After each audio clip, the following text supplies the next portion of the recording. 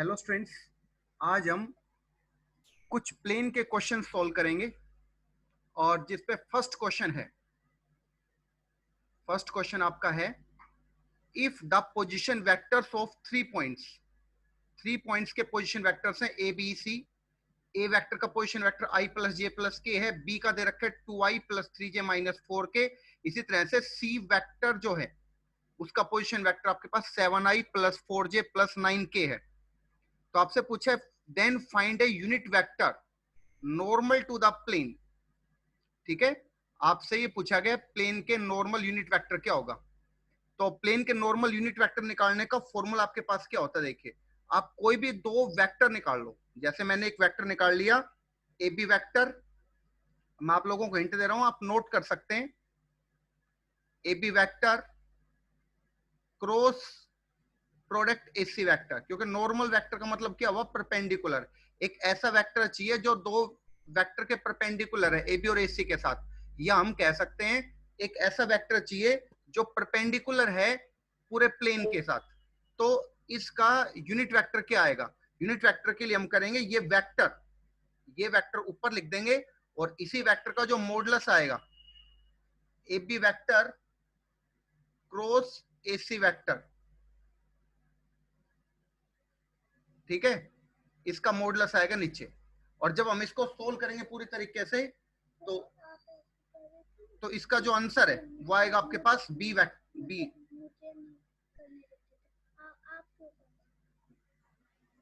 उसके बाद second question की बात करते हैं। देखिए सेकंड क्वेश्चन में a unit vector perpendicular to the plane determined by the points A B C. आपके पास पॉइंट है, तो सेम फर्स्ट क्वेश्चन के जैसा ही आपके पास क्वेश्चन है ये। आप यहां से कोई भी दो वेक्टर निकाल लो, ठीक है, कोई भी दो वेक्टर निकाल लो और आप इसको सोल्व कर सकते हैं। ठीक है, आपके पास सेम प्रोसीजर होगा और इसका भी कौन सा ऑप्शन? सेकंड ऑप्शन होगा इस क्वेश्चन का भी। देखिए आप पढ़िए, सेम क्वेश्चन है, यूनिट वेक्टर फाइंड आउट करना, परपेंडिकुलर बोला गया है। परपेंडिकुलर या नॉर्मल एक ही बात है, ठीक है, परपेंडिकुलर या नॉर्मल एक ही बात है। तो इस फर्स्ट क्वेश्चन का भी सेकंड ऑप्शन और सेकंड क्वेश्चन का भी सेकंड ऑप्शन आएगा। अब बात करते हैं थर्ड क्वेश्चन की। थर्ड क्वेश्चन में which of the following planes bisects the line joining the points 2, 3, 4 and 6, 7, 8। ठीक है, इन दोनों को ज्वाइन करने वाली जो लाइन है, ठीक है, इन दोनों को ज्वाइन करने वाली लाइन, तो आप क्या समझ सकते हैं कि आपके पास एक लाइन हो गई ये, ठीक है, इस पॉइंट को आप ए समझिए, इस पॉइंट को आप बी समझिए, और ए और बी आपके पास ये दो पॉइंट हो गए हैं। तो इन दोनों पॉइंटों को ज्वाइन करने वाले कौन सा प्लेन है जो इसको यहां से बाइसेक्ट करेगा? ये सी पॉइंट होगा, तो ये बाइसेक्ट करेगा इस लाइन को। ये कौन सा प्लेन है, इस प्लेन की इक्वेशन बतानी है। तो देखिए काफी आसान क्वेश्चन है। सबसे पहले हम क्या करेंगे, यहां से इसका मिड पॉइंट निकाल लेते हैं। जो सी पॉइंट है मिड पॉइंट, इसका कोऑर्डिनेट निकालते हैं। तो वो कितना आएगा? वो आएगा 4,5,6, क्योंकि आप पता कर सकते हो यहां से x1 प्लस x2 मतलब 2 प्लस 6 करोगे तो कितना आएगा? 8 डिवाइडेड बाई 2 4 आएगा। इसी तरह से 7 प्लस 3 10 डिवाइडेड बाई 2 करोगे तो 5 आएगा, और 8 प्लस 4 12 डिवाइडेड बाई 2 करोगे तो 6 आएगा। तो ये आपके पास पॉइंट आ गया। अब आप प्लेन की इक्वेशन निकालना चाहते हो, तो प्लेन की इक्वेशन कैसे निकलेगी वो आप देख सकते हो। तो एक तो आपके पास तरीका था प्लेन की इक्वेशन निकालने का, क्या था कि एक पॉइंट से पास हो रहा है कोई वेक्टर, तो R vector minus R1 vector, R vector minus R1 vector dot N vector is equal to 0, ये था। तो यहां पर R1 तो क्या होगा, इससे पास हो रहे हैं 4, 5, 6 से, ठीक है, तो वो तो आ जाएगा R1 की जगह पे, और N की जगह पे क्या लिखेंगे? इन दोनों A और B के जो डायरेक्शन रेशियो आएंगे वो लिखेंगे। लेकिन इस क्वेश्चन को और भी आसानी से किया जा सकता है।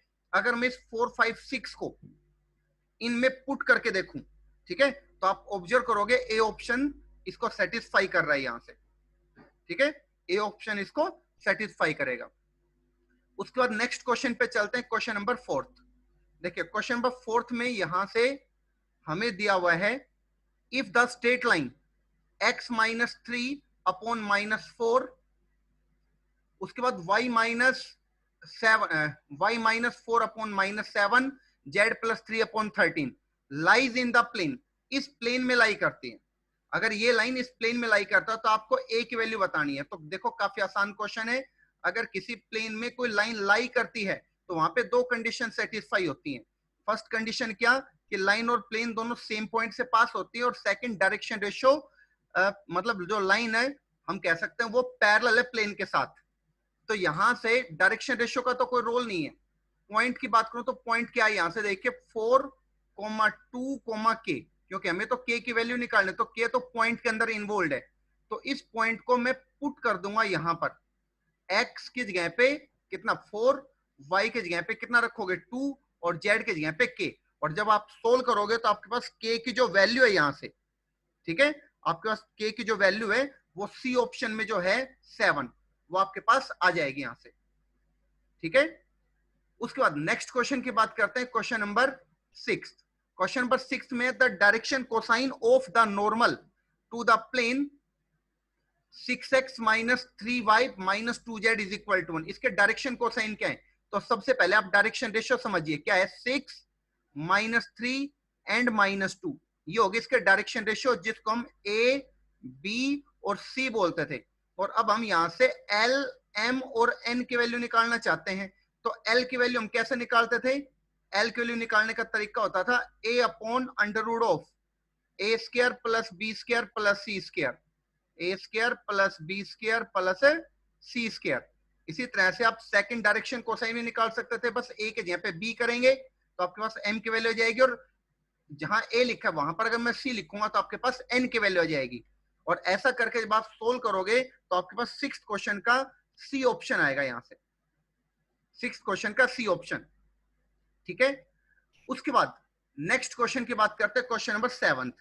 देखिए क्वेश्चन नंबर 7 में क्या बताया गया, a line joining the points 1, 2, 0 and 4, 13, 5 is perpendicular to the plane, is perpendicular to the plane. क्या बताया, एक लाइन है जो इन दोनों को ज्वाइन करने वाला लाइन है, वो परपेंडिकुलर है प्लेन के साथ। तो then the coefficient of x, y and z in the equation of the plane respectively are. तो ऐसा क्वेश्चन हम पढ़ चुके हैं ऑलरेडी, अभी मैंने आप लोगों को समझाया था, फिर समझ ले दोबारा से, कि आपके पास एक प्लेन है और एक लाइन इसमें से ऐसे पास हो रही है। ठीक है, इधर मैंने डॉटेड में कर दिया।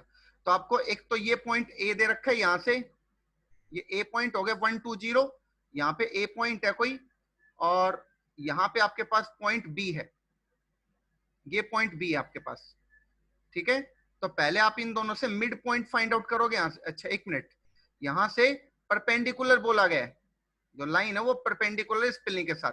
तो लाइन अगर प्लेन के परपेंडिकुलर है तो आप क्या कर सकते हैं, यहां से जो ए बी लाइन है, ठीक है ना, वो परपेंडिकुलर है प्लेन के साथ। इसका मतलब क्या होगा कि जो लाइन के डायरेक्शन रेशियो जो होंगे, जो ए बी लाइन के डायरेक्शन रेशियो होंगे वही क्या होंगे, प्लेन के डायरेक्शन रेशियो, क्योंकि परपेंडिकुलर है। तो हम बस इन दोनों को सब्ट्रैक्ट करने वाले हैं, यहां से ए और बी को दोनों को आपस में माइनस कर देंगे। माइनस करेंगे तो 4 में से 1 को माइनस करोगे तो आपके पास 3 आएगा यहां से। ठीक है, क्वेश्चन नंबर 7 में इसमें भी 3 है, तो ये सी ऑप्शन आएगा। उसके बाद 13 में से 2 माइनस कर रहे हो तो 11, और 5 में से 0 माइनस कर रहे हो तो 5 आएगा। ठीक है, दोबारा समझिए, जो ए बी लाइन है ये इस प्लेन के साथ यहां से परपेंडिकुलर है। तो आपसे पूछा प्लेन के डायरेक्शन रेशियो क्या होंगे, क्योंकि उसने क्या कहा गया है, उसने ये कहा है कि coefficient of x, coefficient of y and coefficient of z in the equation of plane के अंदर क्या होंगे, प्लेन की इक्वेशन में। तो प्लेन की इक्वेशन में क्या होंगे, प्लेन की इक्वेशन में जो एक्स वाई जेड के कोफिशिएंट होते हैं वो बेसिकली प्लेन के डायरेक्शन रेशियो होते हैं, और वो इन दोनों पॉइंटों के हेल्प से निकल जाएगा। इन दोनों को आप सब्ट्रैक्ट कर सकते हैं। ठीक है, तो सी ऑप्शन इसका आएगा यहां से। ठीक है, अब बात करते हैं क्वेश्चन नंबर 8 की। क्वेश्चन नंबर 8 में देखिए ए पॉइंट दे रखा है 3, अल्फा, -9। उसके बाद बी पॉइंट आपको दे रखा है -4, अल्फा, 5। बी 2 पॉइंट्स, ठीक है, B 2 points A to 2 points a line having direction ratio, एक लाइन है, ठीक है, यहाँ पे फुल स्टॉप है। उसके बाद बताया गया एक लाइन है जिसके डायरेक्शन रेशियो आपको ही दे रखा है, and this is perpendicular to the plane passing through the origin A and B. ठीक है, तो आगे कहता है कि अल्फा की वैल्यू क्या होगी। तो देखिए समझिए क्वेश्चन को, काफी आसान क्वेश्चन है। यहां पे क्या बताया गया है, तो the line having direction ratio 2 - 6 1 is perpendicular to the plane. Okay, ये हमें दे रखा है, ये परपेंडिकुलर है प्लेन के साथ। एक लाइन है जिसके डायरेक्शन रेशियो ये है और वो प्लेन के साथ परपेंडिकुलर है, ये हमें दे रखा है यहां से। और आगे क्या है, तो हम कह सकते हैं कि प्लेन के डायरेक्शन रेशियो हो गए एक तरह से ये, ठीक है, ये प्लेन के डायरेक्शन रेशियो हो गए। अब आगे यहां से बोला गया also this plane passes through the origin, ठीक है ना, ओरिजिन से ये प्लेन पास हो रहा है। जब ओरिजिन से प्लेन पास हो रहा है तो उस प्लेन की हम इक्वेशन लिख सकते हैं। इक्वेशन क्या हो जाएगी, 2 इसके डायरेक्शन रेशियो तो 2 और यहां पर आ जाएगा x - 0 प्लस उसके बाद y की जगह पे कितना आएगा, यहां से y की जगह पे आपके पास पहले लिखेंगे कितना, आप यहां से डायरेक्शन रेशियो कितना है यहां पर -6 है, यहां पर कर देता हूं मैं -6 और फिर y - y1, तो y - 0 आ जाएगा प्लस उसके बाद 1 और z - 0 आ जाएगा इज इक्वल टू 0। तो इसको जब आप सोल्व करोगे तो आपके पास इक्वेशन आएगी यहां से 2x - 6y और plus z is equal to 0। ये आपके पास प्लेन की इक्वेशन आ गई, ठीक है, ये आपके पास प्लेन की इक्वेशन आ गई। अब समझिए ध्यान से कि ये जो प्लेन है ये पास हो रहा है किससे, ए पॉइंट से 3, अल्फा, -9, 3, अल्फा, -9, इस पॉइंट से ये प्लेन पास हो रहा है। तो इस पॉइंट को किसके अंदर पुट कर दो, इस प्लेन में पुट कर दो एक्स वाई जेड के जगह पे। अगर एक्स की जगह पे 3 रख दूं मैं तो कितना आ जाएगा, यहां पर 6 आ जाएगा। उसके बाद यहां पर अल्फा रखूंगा तो -6 अल्फा, यहाँ पे -9 इज इक्वल टू 0। तो अल्फा की वैल्यू अगर आप सोल्व करोगे तो आपके पास यहां से सी ऑप्शन आएगा -1/2। ओके, उसके बाद बात करते हैं नेक्स्ट क्वेश्चन की। देखिए नेक्स्ट क्वेश्चन है क्वेश्चन नंबर 9। क्वेश्चन नंबर 9 में if the plane 2x - y + z is equal to 0 is parallel to the line. एक प्लेन है ये पैरेलल है इस लाइन के साथ। तो आपको पता है कोई लाइन और प्लेन पैरेलल होते हैं, इसका मतलब क्या होता है वहां से, a1 a2 + b1 b2 + c1 c2 is equal to 0। तो यहाँ पे प्लेन के डायरेक्शन रेशियो तो क्या है आपके पास 2 हो गया, ठीक है। एक सेकंड, यहां से मैं इसको दोबारा से एक बार लिख देता हूं, क्या क्या हो गया समझिए। एक तो हो गया आपके पास 2, एक हो गया यहां से -1, ठीक है, और एक हो गया यहां से 1। ये आपके पास प्लेन के डायरेक्शन रेशियो आ गए। और जो लाइन है उसके डायरेक्शन रेशियो 2 नहीं है, यहां से आप क्या करोगे 2 कॉमन लोगे न्यूमिनेटर से पहले, तो कितना जाएगा यहां पर आएगा आपके पास 1, ठीक है। मैं यहां पर लिख रहा हूं इस लाइन के जो डायरेक्शन रेशियो जाए वो आपके पास 1 जाएगा, एक तो 1 बनेगा, ठीक है। उसके बाद यहां से माइनस कॉमन लोगे तो माइनस का 2 आना चाहिए, ठीक है। और उसके बाद थर्ड से कितना a आना चाहिए, ठीक है। तो अब ये और ये direction ratio a1 a2 b1 b2 c1 c2 के साथ चलेगा। तो 2 को किससे मल्टीप्लाई करोगे, इस 2 को आप किससे मल्टीप्लाई करोगे 1 के साथ, तो कितना आएगा 2 आएगा। फिर इस -1 को -2 से मल्टीप्लाई कर तो +2 आ जाएगा। उसके बाद 1 को a से मल्टीप्लाई कर तो +a इज इक्वल टू 0। तो आपको समझ में आया, यहां से a की वैल्यू कितनी आएगी, यहां से a की वैल्यू आ जाएगी -4। ए ऑप्शन आ जाएगा यहां से इस क्वेश्चन का। उसके बाद नेक्स्ट क्वेश्चन है क्वेश्चन नंबर 10। क्वेश्चन नंबर 10 में देखिए, क्वेश्चन नंबर 10 में यहां से बताया गया the equation of the line passing through the point. एक लाइन की इक्वेशन है जो पास हो रही है, किस पॉइंट से पास हो रही है 3 0 -4 से पास हो रही है और परपेंडिकुलर है इस प्लेन के साथ। तो लाइन की इक्वेशन क्या बनेगी, देखो 3 0 -4 से पास हो रही है, तो 3 0 -4 किस में आ रहा है, एक तो इसमें दिख रहा है आपको, या तो सेकंड ऑप्शन होना चाहिए या फिर कौन सा डी ऑप्शन होना चाहिए। लेकिन डायरेक्शन रेशियो क्या है 2 - 3 5, तो 2 - 3 5 किस में 2 - 3 5 यहां पर है, 2 भी लिखा हुआ आपके पास यहां पर, -3 भी लिखा हुआ और 5 भी लिखा हुआ है, परपेंडिकुलर है ना, इसलिए। तो आप यहां से क्या कौन सा ऑप्शन बताएंगे, इसमें भी लिखा हुआ है ये, लेकिन यहां पर बस माइनस ऊपर लिख दिया गया है, माइनस ऊपर लिख दिया गया है, ठीक है। तो इसमें कुछ गड़बड़ है। यहां पर देखिए -4 जो था उस -4 की वजह से यहां पे आएगा +4, तो ये सही है, ये डी ऑप्शन गलत है। तो कौन सा ऑप्शन सही होगा इसका, सेकंड ऑप्शन सही होगा यहां से, ठीक है, यहां तक सभी को शायद समझ में आ रही है मेरी बात। उसके बाद नेक्स्ट क्वेश्चन की बात करते हैं, क्वेश्चन नंबर 11। देखिए क्वेश्चन नंबर 11 में क्या बताया गया यहां से, क्वेश्चन नंबर 11 में है if the plane 3x plus y plus 2z plus 6 is equal to 0 is parallel to the line, इस लाइन के पैरेलल है।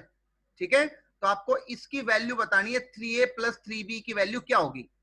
तो देखिए अगर एक प्लेन और एक लाइन पैरेलल है, अगर एक प्लेन और लाइन पैरेलल है तो इस बात का क्या मीनिंग होता है, प्लेन और लाइन पैरेलल होने का मतलब, प्लेन और लाइन पैरेलल होने का मतलब है कि आपके पास a1 a2 plus b1 b2 plus c1 c2 is equal to 0 आएगा।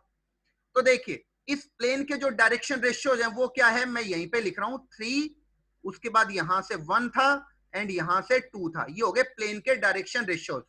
अगर लाइन के डायरेक्शन रेशियो की बात करूं तो यहां से 3 कॉमन आएगा आपके पास, और अगर 3 कॉमन आएगा तो 2b/3 हो जाएगा पहला। ठीक है, और 3 माइनस वाई की वजह से नीचे कितना लिखना पड़ेगा, -1 इसका डायरेक्शन रेशियो, -1 को कॉमन लेने के बाद, और तीसरा डायरेक्शन रेशियो ए हो गया। ठीक है, तो इनको आपस में मल्टीप्लाई करोगे आप, a1 a2 plus b1 b2 plus c1 c2 is equal to 0, और जब हम यहां से सोल्व करेंगे तो हमारे पास आएगा a प्लस b, और a प्लस b की वैल्यू आ जाएगी यहां से 1/2। अगर a प्लस b की वैल्यू 1/2 आ गई है तो हमसे क्वेश्चन में पूछा गया है कि बताइए 3a प्लस 3b की वैल्यू क्या है। तो मैं इनको दोनों तरफ 3 से मल्टीप्लाई कर देता हूं, इसको ऐसा बनाने के लिए 3 से मल्टीप्लाई अगर कर दूंगा तो ये रिजल्ट क्या बन जाएगा, यहां से क्या 3/2 नहीं बन जाएगा, सेकंड ऑप्शन आ जाएगा इस क्वेश्चन का, इस क्वेश्चन का आ जाएगा यहां से सेकंड ऑप्शन। उसके बाद चलते हैं नेक्स्ट क्वेश्चन, क्वेश्चन नंबर 12 पे। देखिए स्क्रीन पे आपके पास क्वेश्चन नंबर 12 लिखा हुआ है। क्वेश्चन नंबर 12 था the equation of the plane through the point 1 0 -1, 1 0 -1। ठीक है, एक प्लेन है जो इससे पास हो रहा है, इस पॉइंट से एट परपेंडिकुलर लाइन के साथ। ठीक है, तो आपको क्या बताना है, एक प्लेन की इक्वेशन बतानी है जो इस पॉइंट से तो पास हो रहा है और लाइन के साथ परपेंडिकुलर। तो देखिए काफी आसान क्वेश्चन है, क्या कर सकते हैं, हमारे पास एक इक्वेशन होती है प्लेन की जो एक पॉइंट से पास होती है, तो वो इक्वेशन हमने ये पढ़ी हुई है, देखो a और x माइनस x1, ठीक है, plus b y minus y1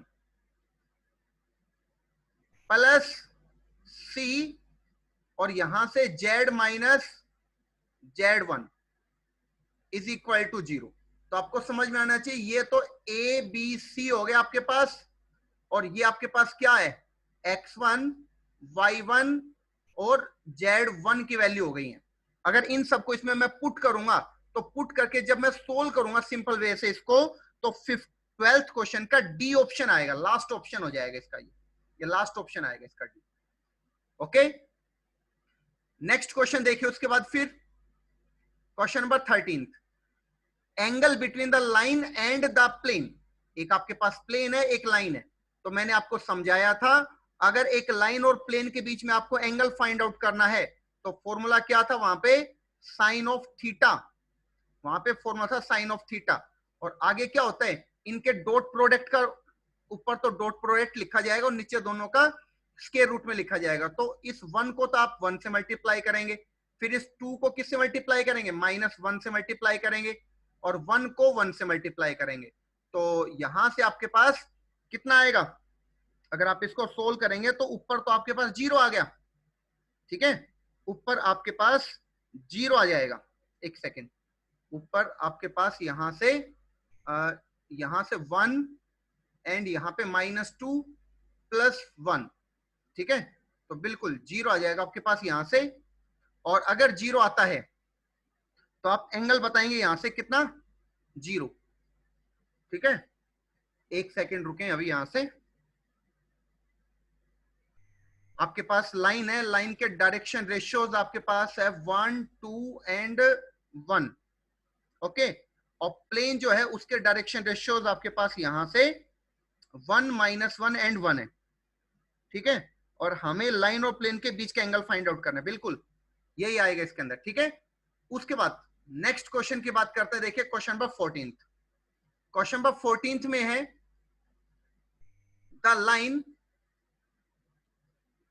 the line this मिट द प्लेन, इस प्लेन को मिलती है, किस पॉइंट पर मिलती है, point of intersection find out करना है।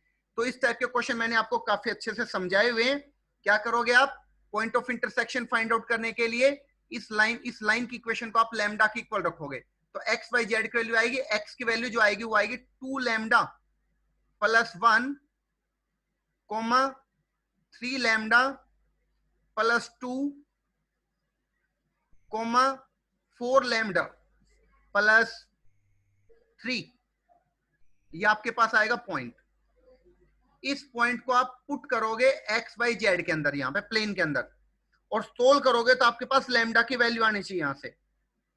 तो लैम्डा की वैल्यू जो आएगी आपके पास वो आएगी -1, और उस -1 को आप वापस इसी पॉइंट में जब सब्स्टिट्यूट करेंगे 2 lambda plus 1, 3 lambda plus 2, 4 lambda plus 3 में, तो आपके पास जो आंसर है वो आएगा क्या, इसका ए ऑप्शन आएगा, -1, -1, -1। उसके बाद बात करते हैं क्वेश्चन नंबर 15। देखिए क्वेश्चन नंबर 15 में पी पॉइंट आपको दे रखा है 7, -7, -1, -5 be a point on the plane, let O be the origin, if OP vector is the normal vector of the plane then equation of the plane क्या होगी। तो देखिए आपके पास यहां से क्या है, एक P पॉइंट है, ठीक है, जो कि प्लेन के ऊपर है, और O ओरिजिन, और ये OP नॉर्मल वेक्टर हो गया। तो आप कह सकते हो OP के जो डायरेक्शन रेशियो है वो भी आपके पास -7, -1, -5 होंगे। रीजन, क्योंकि O का तो आपको पता ही है 0, 0, 0 होते हैं, P को आपका दे रखा है पॉइंट यहां से, तो अगर ऐसा आपको दे रखा है तो आप यहां से समझ सकते हैं कि आपके पास यहां से ओपी वेक्टर के डायरेक्शन रेशियो आ गए आपके पास यहां से। और अगर ऐसा आ गया तो प्लेन की इक्वेशन कैसे फाइंड आउट करोगे, अभी थोड़ी देर पहले मैंने बताया, उस मेथड से निकाल लो, या फिर वेक्टर फॉर्म में r vector minus r1 vector, r vector minus r1 vector dot n vector is equal to 0 हो जाएगा आपके पास, ठीक है। तो ये तो बन जाएगा n वेक्टर यानी कि नॉर्मल वेक्टर, और यहां से ये जो वेक्टर है p, ये क्या बन जाएगा आपके पास r1 वेक्टर, r1 वेक्टर आ जाएगा आपके पास, ओके। उसके बाद तो यहां से जब आप इसको सोल्व करोगे तो आपके पास इस क्वेश्चन का जो आंसर आना चाहिए वो आना चाहिए सेकंड ऑप्शन, बी ऑप्शन इसका आंसर होना चाहिए आपके पास। उसके बाद बात करते हैं नेक्स्ट क्वेश्चन की। देखिए क्वेश्चन नंबर आपके पास आता है यहां से 16 क्वेश्चन में the point of intersection of the line and the plane. ये क्वेश्चन अभी मैंने आपको समझाया, आपके पास एक लाइन और एक प्लेन की इक्वेशन है, पॉइंट ऑफ इंटरसेक्शन मतलब ये सेम क्वेश्चन नंबर 14 के जैसा है, ठीक है। और इसका जो आंसर आएगा आपके पास वो डी ऑप्शन आना चाहिए, आप अपने आप ट्राई कर सकते हैं। उसके बाद नेक्स्ट क्वेश्चन की बात करते हैं, क्वेश्चन नंबर 17। देखिए क्वेश्चन नंबर 17 में यहां से क्या बताया गया है, क्वेश्चन नंबर 17 में है the line perpendicular to the plane passing through -1, 0, 1, एक लाइन की इक्वेशन बतानी है जो इस प्लेन के तो परपेंडिकुलर है और इस पॉइंट से पास हो रही है। अगर इस पॉइंट से पास हो रही है कोई लाइन, अगर इस पॉइंट से कोई लाइन पास हो रही है तो आप समझ सकते हैं कि ऊपर x माइनस x1 की वजह से -1 करोगे तो +1 आएगा, ठीक है। फिर y माइनस 0 आना चाहिए और z माइनस 1 आना चाहिए। तो ये कुछ मिल रहा है आंसर इसका, ठीक है। ऐसा तो सभी के अंदर ही मिल रहा है ऑलमोस्ट। और फिर यहां से जो प्लेन है वो परपेंडिकुलर लाइन के साथ, इसका मतलब डायरेक्शन रेशियो प्रोपोर्शनल होंगे। तो यहां से 2, -1 और 5 इसके डायरेक्शन, तो 2, -1 और 5 इसके नीचे लिखा हुआ है, तो ऑप्शन नंबर ए इसका सही ऑप्शन है। -1 था उसको y के साथ मर्ज कर दिया गया था। उसके बाद बात करते हैं क्वेश्चन नंबर 18 की। देखिए क्वेश्चन नंबर 18 क्वेश्चन में है a line through P point आपके पास दे रखा है -1, -3, 2 is drawn parallel to the line, इस लाइन के पैरेलल है। दोबारा सुने, a line through this is drawn parallel to the line and meets the plane this at Q then the coordinate of Q। तो ये भी काफी आसान क्वेश्चन है। ऊपर जो हमने क्वेश्चन नंबर 16 पढ़ा, 14 पढ़ा, उसी के जैसा है। आप एक लाइन की इक्वेशन बनाओ जो P पॉइंट से पास होगी, तो लाइन की इक्वेशन क्या बनेगी आपके पास, x + 1 आ जाएगा ऊपर और y + 3 आ जाएगा यहां से, और उसके बाद z - 2 आ जाएगा, ठीक है, z-2। और उसके बाद यहां से अगर मैं बात करूं डायरेक्शन रेशियोज की, तो एक सेकेंड, तो आप इसके अपोन में क्या लिखेंगे, डायरेक्शन रेशियो, क्यों, क्योंकि ये लाइन इसके साथ क्या है, पैरेलल है, पैरेलल है, तो इसके डायरेक्शन रेशियो कितने आएंगे यहाँ पे, 1, 3 एंड 2। अब आप ये समझिए कि ये जो लाइन है ना, ये लाइन जो मैंने यहां पे लाइन लिखी है, ये लाइन इस प्लेन के साथ इंटरसेक्शन फाइंड आउट करना है इसका, तो तरीका वही है, इसको आप लैम्डा की इक्वल रखेंगे, ठीक है, इसको आप लैम्डा की इक्वल रखेंगे, और आपके पास पॉइंट क्या आएगा, यहां से सोचिए 1 लैम्डा -1 आएगा, 3 लैम्डा -3 एंड 2 लैम्डा +2 आएगा, और उस पॉइंट को आप यहाँ पे प्लेन में, जहां पे मैंने टिक लगा रखा है, इसमें एक्स वाई जेड के यहाँ पे पुट करोगे, पुट करके जब सोल्व करोगे तो यहाँ पे भी आपके पास सिंपल लैम्डा की वैल्यू 1 ही आएगी, और जब लैम्डा की वैल्यू 1 आएगी तो उस वैल्यू को आप जर्नल पॉइंट जो हमने फाइंड आउट किया था इस लाइन के ऊपर, उसमें आप इसको पुट कर देंगे, ठीक है, और पुट करेंगे तो आपके पास लैम्डा की जो कोऑर्डिनेट है उसकी वैल्यू क्या आएगी, यहां से 18th क्वेश्चन से ए ऑप्शन रहेगा उसका 0,0,1, ठीक है, आप यहां से देख सकते हैं, क्योंकि यहां से कितना आया था, लैम्डा -1 आया था, और लैम्डा आपने 1 पुट किया तो शुरू में 0 आ रहे हैं, वैसे 0 यहां पे भी आ रहे हैं, आप चेक कर सकते हो एक दो वैल्यू लेके, ठीक है। ऑब्जेक्टिव क्वेश्चन में आप सारी वैल्यू ना निकाल के ऑप्शन की हेल्प भी काफी ले सकते हैं यहां से। उसके बाद क्वेश्चन नंबर 19 की बात करता हूं, देखिए क्वेश्चन नंबर 19 है हमारे पास, the distance of the point of the intersection of this line and the plane from the point. तो काफी आसान क्वेश्चन, अभी जस्ट हमने पढ़ा इसके जैसा, ये जो आपके पास ये लाइन की इक्वेशन है, ये प्लेन की इक्वेशन है, यहां से आप पॉइंट ऑफ इंटरसेक्शन निकालो पहले। तो पॉइंट ऑफ इंटरसेक्शन कैसे निकालते हैं, इस लाइन को हम लैम्डा की इक्वल रखते हैं, एक्स वाई जेड की वैल्यू आएगी, उसको आप यहां पे पुट करोगे और आपके पास एक पॉइंट आएगा। तो जो पॉइंट आएगा पॉइंट ऑफ इंटरसेक्शन, वो आप समझ ले पॉइंट ऑफ इंटरसेक्शन क्या आएगा। पॉइंट ऑफ इंटरसेक्शन आपके पास आएगा यहां से 2,1,2, 2,1,2। जब आप सोल्व करेंगे तो आपके पास पॉइंट ऑफ इंटरसेक्शन ये आएगा, लैम्डा की वैल्यू तो 0 आएगी, उसके बाद उस 0 को आप पुट करेंगे, मैं मेथड आपको समझा चुका हूं, तो पॉइंट आएगा आपके पास 212। अब 212 से और इससे, इन दोनों के बीच की डिस्टेंस आप यहां से फाइंड आउट करो, डिस्टेंस कितनी होगी, और जो डिस्टेंस आएगी वो डिस्टेंस आपके पास कितनी आनी चाहिए, यहां से वो आपके पास 13 आनी चाहिए, ओके, वो आपके पास यहां से 13 आनी चाहिए। उसके बाद देखिए इसका next question, question number 20। Question number 20 में है, if from a point A B C perpendicular P and P B are drawn to Y Z and Z X plane, ठीक है, पी पॉइंट से इन दोनों पे परपेंडिकुलर डाला गया है, तो equation of O A B बताना है आपके पास। ओ ए बी क्या होगा, तो आप समझ लेना कि पी पॉइंट से जब इस वाई जेड पे पी ए परपेंडिकुलर डालोगे तो इसका ए क्या होगा, ए फुट ऑफ द परपेंडिकुलर होगा, तो आप कह सकते हैं ए पॉइंट का कोऑर्डिनेट क्या होगा, क्योंकि वो वाई जेड पे, इसका मतलब वहां पे वाई का और जेड का ही कोऑर्डिनेट मिलेगा, तो 0,B,C मिलेगा आपके पास, ठीक है, ये C लिखा हुआ है यहां से, ओके।